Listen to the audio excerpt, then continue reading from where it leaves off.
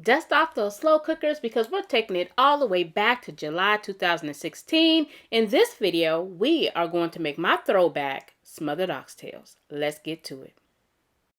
Hey friends, it's Rosie from iHeartRecipes, and in this video, I'm going to show you how I make my southern smothered oxtails in my slow cooker. So I'm going to start off with my oxtails. Now I want you to wash your oxtails, and I want you to decide whether or not you want to trim some of the fat. That's totally up to you.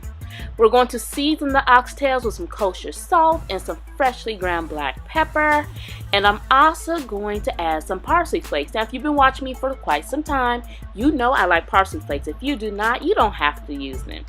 Now the next ingredient that we'll be adding is some Worcestershire sauce. Now you know I'm probably not saying it right, but I'm pretty sure you know what I'm trying to say, right? So now I'm going to make sure these oxtails are nicely coated with everything that I seasoned them with. And I'm also going to sprinkle in some all-purpose flour. And that flour is going to help me brown my oxtails. Now this is how I make my southern smothered oxtails. If you have a different way, that's totally fine. I'm only here to show you how I make mine. Now on my stovetop, I have this pan. It has some vegetable oil in it.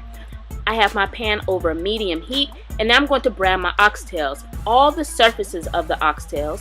Once it's nicely browned to my preference, I'll remove the oxtails. I had some stuff at the bottom of my pan. I want to get it out, but I did save the oil. And now I'm going to make my gravy. So we're going to start adding in some all-purpose flour, a little bit at a time, and then we're going to whisk it until everything is nice and lump-free. Now eventually, this will get chunky like this. It's going to look like chunky peanut butter.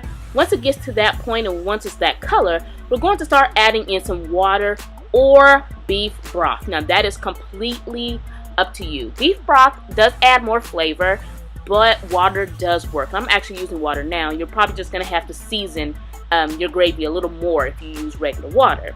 So now we're going to whisk everything. We're going to bring it to a boil.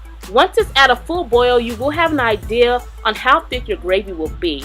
We're going to start adding in some sliced onions. You can slice yours thinner if you want. And I'm also going to start adding in some fresh minced garlic, okay?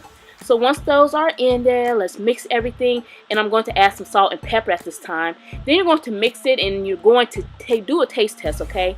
Do a taste test with the spoon, but don't double dip because that is just plain nasty. No one wants your spoon in the pot, you know? So yeah, don't do that.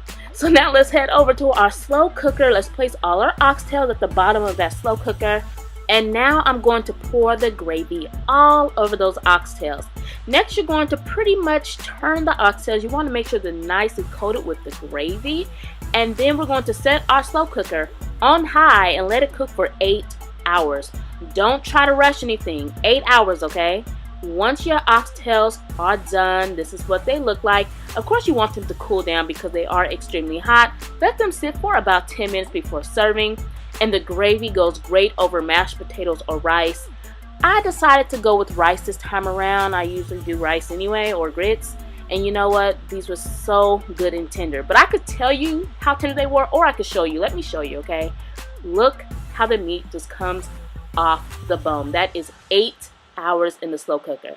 Don't forget that you can print out this recipe from my blog as well as many more of my recipes. So head over to iHeartRecipes.com and I'll see you soon.